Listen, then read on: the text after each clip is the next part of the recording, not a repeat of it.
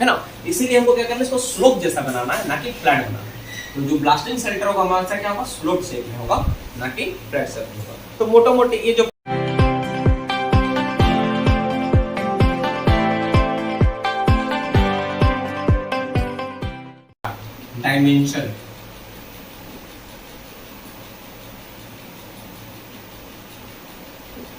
Dimension of blasting centre,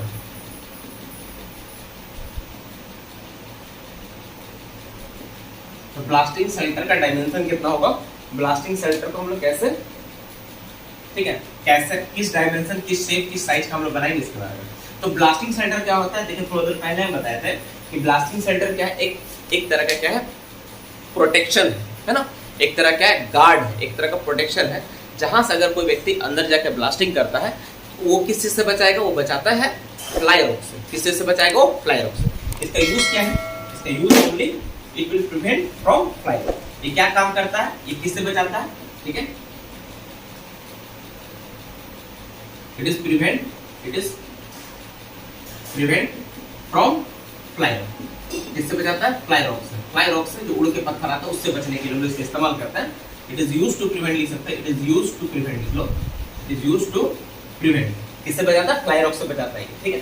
अब देखो, जैसे मान लो बाबू आप प्लास्टिक कर लो, आप खुद सोच के देखो, इमेजिन करो, जैसे मान लो कि आपका ये एक बेंच है, ठीक है ना, और आप इसमें क्या कर रहे हैं, आप इसमें यहाँ पे चार्जिंग करके इस रोल को क्या कर रहे हैं, उड़ा रहे हैं, ब्लास्टिंग करके इसको फोड़ रहे हैं। तो जो पत्थर फूटेगा, और आप कहीं आसपास ही खड़े होकर ब्लास्टिंग कर रहे हो, 150 मीटर मतलब बहुत आसपास ही होता है, तो आप इतना सामने ब्लास्टिंग करो, तो ज्यादातर ऑप्शंस क्या है कि जो पत्थर आप उड़ के जाएंगे ना, तो आपका सर पर गिरने का ज्यादातर चांसेस है। मतलब आप ब्लास्टिंग करने गए तो प्रोडक्शन पता चला अपना ही माथा फोड़ कर आ गया, है ना। तो इस चीज से बचने के लिए क्या उपाय है, इस चीज के बचने के लिए हम लोग क्या करते हैं, हम लोग बनाते हैं ब्लास्टिंग सेंटर। तो ये दो तरह का होता है, कितना तरह का होता है वो, ये दो तरह का होता है। इसका टाइप्स क्या है, इसका टाइप्स है दो, है ना, टाइप्स क्या है, इसका दो तरह का टाइप्स होता है, ए नंबर और बी नंबर। तो हम लोग एक एक करके जान लेंगे ए नंबर और बी नंबर टाइप्स क्या है, ठीक है। तो ए नंबर जो टाइप्स है आपका रेक्टेंगुलर अगर शेप का हो, कैसा हो, टाइप ए रेक्टेंगुलर, ठीक है। और दूसरा क्या होता है, सर्कुलर होता है, तो हम उसको बाद में लेते हैं। तो अगर रेक्टेंगुलर शेप में हो तो क्या होना चाहिए, अब बी नंबर अगर आपका सर्कुलर शेप में अगर ब्लास्टिंग सेंटर, तो उसका क्या होना चाहिए, एक चीज करके देखते हैं। तो नॉर्मली इसमें अगर कोई भी चीज देखो, इसमें क्या बोला, सर्कुलर है ना, सर्कुलर, ठीक है, सर्कुलर शेप। तो सर्कुलर रेक्टेंगुलर कैसा होगा, मैं थोड़ा डायग्राम बना देता हूँ। देखो, अगर सर्कुलर रेक्टेंगुलर होगा ना, तो इस तरह से रहेगा, है ना, इस तरह से रहना चाहिए, इस तरह से रहना चाहिए। और सर्कुलर होगा तो कैसा होगा, इस तरह सर्कुलर होगा, है ना, और ऊपर में इस तरह से बना हुआ, लेकिन ऊपर वाला पॉइंटेड होना चाहिए, फ्लैट नहीं चलेगा, ऊपर वाला फ्लैट नहीं चलेगा, याद रखना, ये फ्लैट नहीं चलेगा, है ना। तो रेक्टेंगुलर में ऐसा होगा ये, और 3D बनाओगे तो ऐसा बन जाएगा इसका, है ना, इस तरह बन जाएगा। 3D बनाओगे तो ये कुछ ऐसा दिखेगा, 3D में ऐसा दिखेगा, है ना, ऐसा दिखेगा 3D में, ठीक है। और ये वाला तो 3D आपको समझ में ही रहा होगा, 3D में ऐसा, तो 3D में आपको ऐसा दिखेगा, मतलब ये एक तरह का रेक्टेंगल है, और ये क्या है, सिलिंड्रिकल शेप में। सर्कुलर नहीं बोल के सिलिंड्रिकल भी आप बोल सकते हो, सिलिंड्रिकल वर्ड ज्यादा बेहतर है, सिलिंड्रिकल भी आप बोल सकते हो ना, CY, ठीक है। तो अब जानते हैं ये दोनों में क्या क्या है। तो इसमें देखो, अगर मान लो इसके बारे में लोग बात करेंगे, तो इसमें क्या क्या दिख रहा है आपको, एक हाइट दिख रहा, लेंथ दिख रहा, भी दिख रहा है ना, दिख रहा तो हम लोग एक एक करके देखते हैं, ठीक है। इसका हाइट एक नंबर पॉइंट, ठीक है, पॉइंट नंबर 1, इसमें क्या होगा, एक हाइट, तो इसका अंदर एक नंबर पॉइंट, हाइट कितना होना चाहिए, तो हाइट कितना रहेगा आपको, मिनिमम आपका आना चाहिए 1.8 मीटर कम से कम, ठीक है, ये मिनिमम होगा, मिनिमम कितना आना चाहिए 1.8 मीटर, ठीक है। इसका विड्थ कितना आता है इसका, तो विड्थ जो आता है, इसका जो चौड़ाई होता है वो कितना लिखता हूं, वो कितना है 1.2 मीटर, 1.2 मीटर होता है। और विड्थ जैसे ये विड्थ है, और दूसरा क्या होगा इसका, हाइट तो लिखी, विड्थ और लेंथ लिख लो, तो लेंथ भी सेम ही होता है, लेंथ भी क्या होगा, सेम 1.2 मीटर होगा, ठीक है, ये सेम है। और इसमें अब बात करें हम लोग, है ना, तो इसका हम लोग बात करें तो सर्कुलर शेप है, तो सर्कुलर शेप में क्या होगा, डाया होगा, है ना, एक नंबर क्या होगा, इसका हाइट एंड डाया होगा, तो इसका भी हाइट कितना होना चाहिए, हाइट सेम होगा 1.8 मीटर कम से कम, ठीक है। और बी नंबर, इसका 2 नंबर पॉइंट, इसका डाया कितना रहेगा 1.5 मीटर। ध्यान में रखना दोनों बात कि अगर जब मेरा स्क्वायर शेप में, रेक्टेंगुलर शेप में होता है, उसका बेस का डाया दोनों सेम होता है, बेस का डाया दोनों सेम मतलब 1.2 1.2 ये दोनों सेम होता है ना, 1.2 1.2 मीटर का होगा ऐसा, ठीक है। और अगर सर्कुलर शेप में होगा तो उसमें कितना होगा 1.5 मीटर इंटू 1.5 मीटर का डाया का आपको बनाना पड़ेगा। इस डाया का शेप का आपका होना चाहिए, क्या होना चाहिए, आपका ब्लास्टिंग शेल्टर होना चाहिए। अब एक सवाल इसमें बहुत इंटरेस्टिंग क्वेश्चन पूछता है कि थिकनेस जो शीट है ना, ये जो शीट बना जिस चदरे का बनेगा उस शीट का थिकनेस कितना होता है, चदरे का थिकनेस कितना होता है। ठीक है, यहाँ नीचे लिख लो thickness of sheet, thickness of sheet, sheet मतलब जो चदरा इस्तेमाल कर रहे हैं उसका कितना होगा, तो 4 mm। कितना मोटा चदरा होता है, 4 mm मोटा चदरा हम लोग इसको बनाते हैं, 4 mm मोटा चदरा हम लोग बनाते हैं। ठीक है, और एक बात और नोट करके आप लिख सकते हो कि रूफ मस्ट बी स्लोप, जो रूफ है ना, रूफ ध्यान लिख लो ऊपर में, roof must be slope, slope ध्यान से। ये सब छोटा छोटा सवाल बहुत इंपॉर्टेंट है, आपसे पूछ देगा, क्योंकि ये साइंटिफिक रीजन भी है, लॉजिकली भी आपको पता होना चाहिए, साइंटिफिकली भी आपको समझ में आना चाहिए कि जो रूफ है स्लोप होना चाहिए। अगर फ्लैट होगा तो क्या होगा, आराम से गिरेगा और कुछ पार्ट डैमेज होकर आपको चोट लग सकती है, लेकिन अगर ये स्लोप रहेगा तो इसका रिफ्लेक्शन की वजह से वो पत्थर कभी नीचे अंदर नहीं आ सकता, हमेशा क्या होगा, बाहर की ओर ही गिरेगा, है ना। इसीलिए हमको क्या करना है, इसको स्लोप जैसा बनाना है, ना कि फ्लैट बनाना है। तो जो ब्लास्टिंग सेंटर होगा हमारा क्या होगा, स्लोप शेप में होगा, ना कि फ्लैट शेप में होगा। तो मोटा मोटी ये जो पॉइंट था, उम्मीद है कि आपको समझ में आ गया होगा।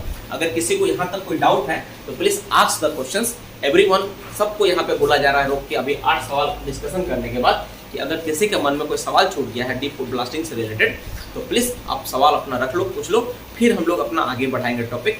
नहीं तो क्या होगा कि आपका दिमाग में सवाल चलेगा और इधर में बताऊंगा तो आप सीख नहीं पाओगे, है ना। इसलिए अपना सवाल को आप पहले खत्म कर लो, फिर मैं अपना ये। तो अगर किसी को डाउट है तो पूछो।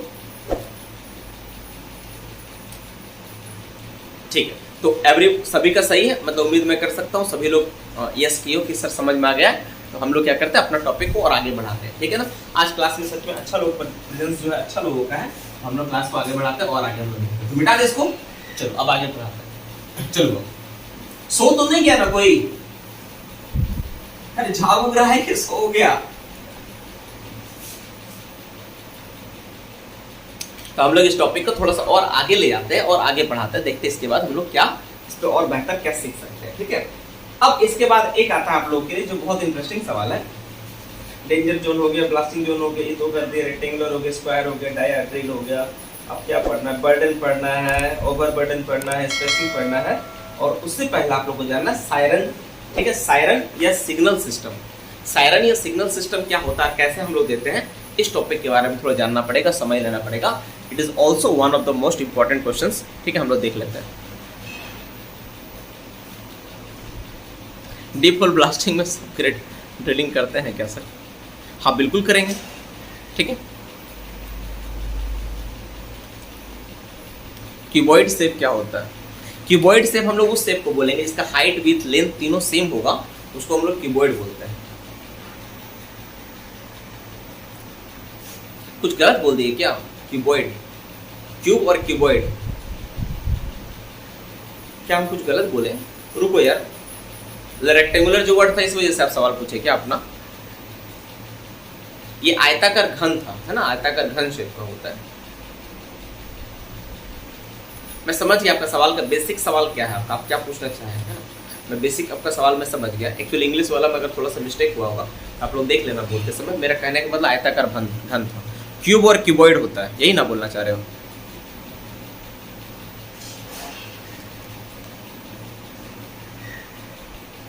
क्यूब और क्यूबॉइड इक्वल होते हैं, अलग अलग होता है? अब मुझे कंफ्यूजन हो रहा है, आप थोड़ा सा देखना पड़ेगा। ठीक है छोड़ो ना, उस चीज पर डिस्कशन मत जाओ। डायग्राम से आपको समझ में आ गया कि मैं क्या बोलना चाह रहा हूँ। तो मोटा मोटी डायग्राम आपके दिमाग में गया होगा कि मैं क्या बोल रहा हूँ, तो वहाँ से आप थोड़ा उसको देख लेना, ठीक है ना। मतलब मेरा कहने का मतलब था कि आयताकार घन है वो, है ना, और आयताकार घन के बारे में पढ़ा रहा था, आयताकार घन को मैं दिखा रहा था वहाँ पे, ठीक है ना। हम उसके बारे में चर्चा किए। अगर कुछ दिमाग में अगर अलग चला गया होगा फिगर तो प्लीज़ उसको चेंज कर लेना। वो घनाभ नहीं है, आयताकार घन, ठीक है।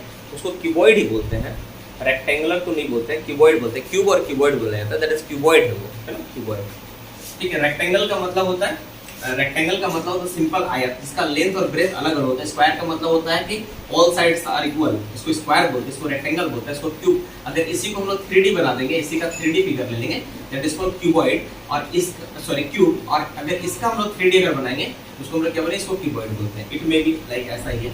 अगर कुछ डाउट हो, कुछ अगर उल्टा पुल्टा अगर समझ में आ गया हो तो प्लीज चेंज कर देना। चलिए, आप तो पुराना तो कर नहीं सकते, जो भी है उसको चेंज कर लेना। अब चलो हम लोग नेक्स्ट टॉपिक पे आते हैं। हम लोग सायरन के बारे में देखा है, सायरन और सिग्नल अरेंजमेंट, ठीक है। सायरन और signal arrangement, point number 9। Siren और सिग्नल।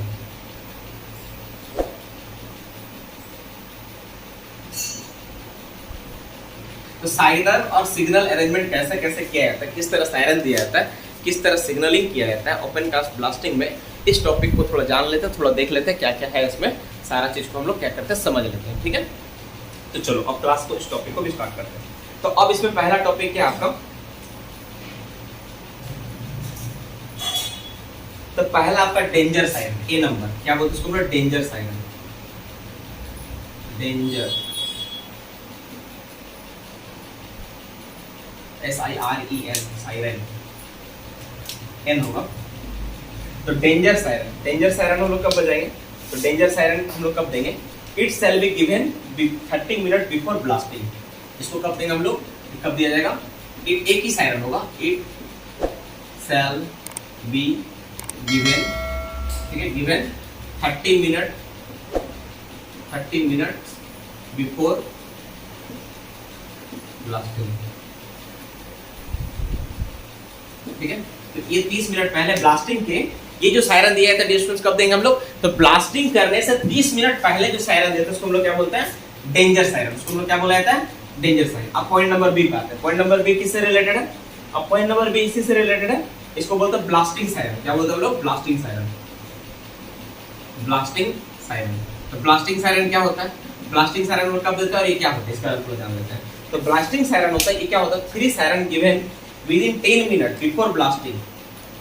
ध्यान से, ये बताया था मैं थोड़ी देर पहले, इसमें क्या होता है, 3 सायरन गिवन, ठीक है, गिवन, ठीक है, 3 siren given within 10 minute, within 10 minute, 10 minute के अंतराल पे, 10 मिनट में, 10 मिनट, 10 मिनट, ठीक है, बिफोर ब्लास्टिंग, ब्लास्टिंग से जस्ट पहले। देखो अब दोनों में अंतर क्या समझा देंगे, ये वाला क्या है, जैसा ब्लास्टिंग का स्टार्ट किए, ठीक है ना, तो ब्लास्टिंग स्टार्ट किए तो बाकी जो मेन मशीनरी जो भी है सबके पास एक अलर्ट जाना चाहिए कि आप ब्लास्टिंग होगा, 30 मिनट्स के अंदर ब्लास्टिंग हुआ, मतलब मेरा चार्जिंग ऑपरेशन स्टार्ट हो गया, तो तुरंत एक सायरन बजा दोगे कि अब उस फेस में क्या है कि मेरा ब्लास्टिंग होने वाला है, सारा मशीनरी वगैरह क्या रहेगा कि अब अलर्ट पोजीशन में रहेगा, और उन लोगों को पता है कि थोड़ा देर बाद ब्लास्टिंग हो तो मुझे रेडी होकर रहना है। मतलब वो लोग क्या करेंगे कि उस जोन में नहीं जाएंगे जहाँ पर ब्लास्टिंग होने वाला है, क्योंकि बहुत बार ऐसा भी होता है कि जहाँ पे आप ब्लास्टिंग करने गए वहाँ पर कोई, वहाँ से लोडिंग वोडिंग कुछ ऑपरेशन चल रहा था, कोई मशीन गुजरा, खराब हो गया, तब फिर ब्लास्टिंग नहीं कर पाओगे। तो इन सब चीज़ों को ध्यान रखा है स्पेशली, और क्या किया था, 30 मिनट पहले एक सायरन दिया था कि नहीं, उस जगह में किसी और मशीनरी को आना नहीं। दूसरा क्या, ब्लास्टिंग करने से पहले 3 सायरन दिया जाता है, जो कि क्या है 10 मिनट में देना है, ठीक है। और तीसरा एक सायरन जो दिया जाता है ना, all clear signal, all clear siren, ठीक है, ऑल क्लियर, सब सही, ऑल क्लियर, ऑल राइट जो लिखना लिखो, सायरन, ठीक है। इसको हम लोग कब देते हैं, इसको देते हैं, ठीक है, 5 minutes after blasting, 5 minutes after blasting, यानी ब्लास्टिंग के 5 मिनट बाद। लेकिन कब, जब देखेंगे ऑल, सब चीज अगर अच्छा है, ठीक है ना, ठीक है, when all thing is good, when everything is good, everything is okay, तो सब चीज अगर ओके है, सब चीज अगर बढ़िया है, तो उस कंडीशन में हम लोग ओके देखेंगे, तो हम लोग क्या करेंगे, ऑल क्लियर का सिग्नल देंगे आफ्टर 5 मिनट ब्लास्टिंग के 5 मिनट के बाद। तो ये भी एक टॉपिक बहुत इंपॉर्टेंट और इंटरेस्टिंग टॉपिक है, आप ध्यान से देख लो कि क्या है, इसको बोलते हैं सायरन अरेंजमेंट बोलते हैं, सिग्नलिंग अरेंजमेंट बोलते हैं। तो हम लोग कैसे करते हैं हम लोग, तो सबसे पहले जब हम लोग ब्लास्टिंग स्टार्ट होता है, चार्जिंग एंड ब्लास्टिंग ऑपरेशन जब स्टार्ट होगा, तो ब्लास्टिंग ऑपरेशन स्टार्ट करने से 5 मिनट पहले, सॉरी 30 मिनट पहले एक सायरन बजाएंगे, और इसका मतलब होगा कि कौन सा सायरन है, वो अलर्ट का सायरन है, डेंजर का सायरन है, कि हाँ अब वहाँ पे ऑपरेशन स्टार्ट हो चुका है ब्लास्टिंग वाला, अब उधर किसी को नहीं जाना। दूसरा सायरन क्या होगा, उसको बोलेंगे ब्लास्टिंग सायरन। ये 3 सायरन होता है, 3 सायरन होता है, जिसका ड्यूरेशन कितना होता है, 10 मिनट का हो, 10 मिनट में 3 सायरन बजाना होता है, और इसका ड्यूरेशन 1 मिनट का होता है, ऐसे इसमें नहीं लिखा हुआ है, ठीक है। 1 मिनट ईच, आप नोट कर सकते हैं यहाँ पे क्या है, 1 मिनट ईच होता है ना, 1 मिनट ईच, प्रत्येक सायरन कितना होता है, 1 मिनट ईच कम से कम होता है, इतना रहता है, ठीक है। और एक होता है ब्लास्टिंग खत्म होने के बाद, ब्लास्टिंग खत्म होने के 5 मिनट के बाद आप जब देखोगे सब चीज गुड है, ओके है, तब आप एक सायरन बजाओगे, इसका मतलब होगा ऑल क्लियर सायरन, मतलब जितने लोग वहाँ पे तैनात है अपना अपना काम मशीनरी स्टार्ट करो और वहाँ से लोडिंग ऑपरेशन आप चालू करो, कि यहाँ पे सब कुछ हो चुका है, अब सब कुछ ओके है। तो इस तरह से आप जो काम करते हैं इसी को बोलते हैं सायरन अरेंजमेंट, सिग्नल अरेंजमेंट। अभी तक शायद बहुत लोगों को पता नहीं होगा इसके बारे में, मुझे पूरा यकीन है इस टॉपिक से रिलेटेड। अगर आपको पता नहीं तो देख लो यहाँ से सारा का सारा चीज़ नोट डाउन कर लो, ठीक है। चलो हम लोग आगे। आप लोगों ने अभी तक मेरा ये वाला जो इंपॉर्टेंट वीडियो है ओपन कास्ट से रिलेटेड अगर नहीं देखा है तो जरूर इसे देख लीजिए। इसमें बहुत सारे टर्मिनोलॉजी को बहुत इंपॉर्टेंट और इंटरेस्टिंग ढंग से समझाया गया है, आपको सारा का सारा डिटेल्स में समझ में आ जाएगी ओपन कास्ट से रिलेटेड। तो प्लीज़ जाकर आप इसको देखिए और मुझे बताइए कमेंट करके कि आपको कैसा लगा। और डियर स्टूडेंट्स, एक बात और, अगर आप चाहते हैं कि मैं कुछ खास आप लोगों के लिए वीडियो बनाऊँ, प्लीज़ आप मुझे आदेश दें, मैं किस टॉपिक पे वीडियो बनाऊँ, मैं उस पर जरूर आप लोगों के लिए वीडियो लेकर आऊँगा। डियर स्टूडेंट्स, अगर आप लोगों में से कोई WCL या ECL का तैयारी कर रहे हैं और आपको समझ में नहीं आ रहा है कि कैसे पढ़ाई करें, तो आप हमारे साथ जुड़कर आसानी से कम समय में कम खर्च में बहुत ही आसानी से तैयारी कर सकते हैं, जिसका लिंक सारे डिटेल्स मैं डिस्क्रिप्शन बॉक्स में दे दूंगा। आप वहां से जाकर देख लीजिए कैसे परचेस करना है और कैसे इसको खरीदना है।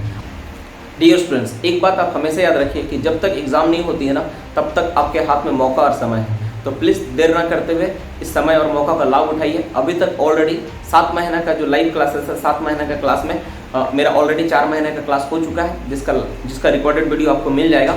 और जो 3 महीने का क्लास है वो लाइव क्लासेस होने वाली है। तो प्लीज़ देर ना करते हुए क्लास को परचेस कीजिए। और साथ ही साथ हम लोगों का जो टेस्ट सीरीज़ है वो आने वाला है, तो ये टेस्ट सीरीज़ का लाभ उन्हीं को मिलेगा जो क्लास के स्टूडेंट्स हैं, बाहर वालों की टेस्ट सीरीज़ का लाभ नहीं मिलेगा। तो देर ना करते हुए क्लासेस को ज्वाइन कीजिए। Thank you so much.